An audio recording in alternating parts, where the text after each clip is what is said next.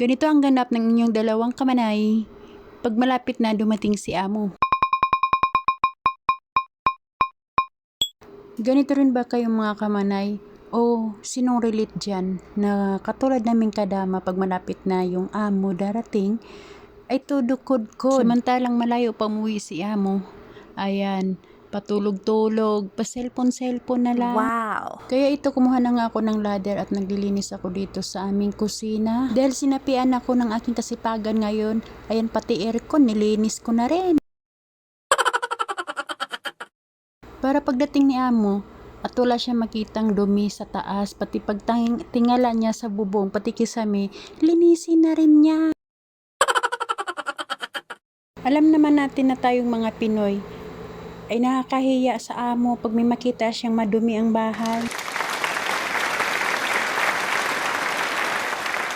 O kung ikaw nanonood at nasa bakasyon yung amo mo, umpusahan mo na ngayon sa paglinis habang wala pa yung amo.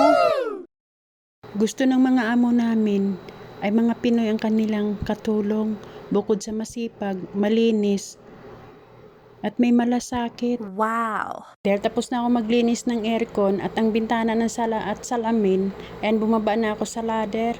At ito nga yung pinanglinis ko, ayan ay maganda yung panglinis sa mga manti-mantika na naka-stack dyan sa yung mga aircon. Paglabas ko nga ng kusina, ay nakita ko ang aking partner, todo linis din sa kanyang area. Ingat ka dyan, partner po. Kung giro ikaw makawala.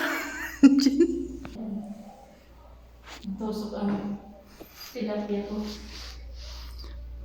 Pag ikaw mahulog dyan, ewan ko na lang. Buti kung tilapia lang matusok.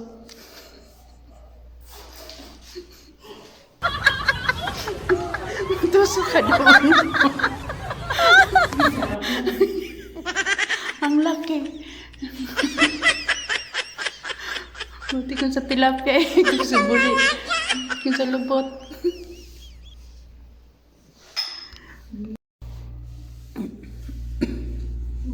Ito nga ang kaganapan dito sa bahay ni amo. Nagiging gagamboy na si partner. Parang unggoy na si partner.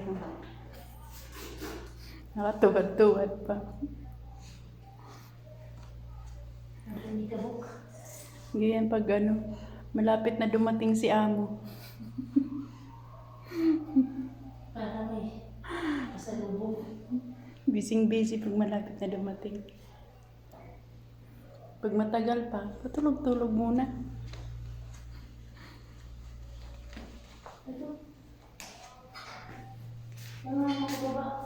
At ito naman ang ganap kinabukasan mga kamanay, yung araw ng dating ng amo. Ay naglilinis ako sa sala namin. Sa araw na ngayon ay masama ang pakiramdam ko. Suka ko ng suka at nahihilo ako, pero pordago pa rin. Trabaho pa rin kahit masama na ang pakiramdam natin. Kasi wala naman ibang tutulong sa atin, kundi tayo rin naman. At ayun na nga mga kamanay, nagbrush ako ng carpet nila. Nilagyan ko na rin ng Dettol para maging mabango ang kanilang sala. Pag yung Dettol ang ginamit mo, sobrang bango talaga, as in.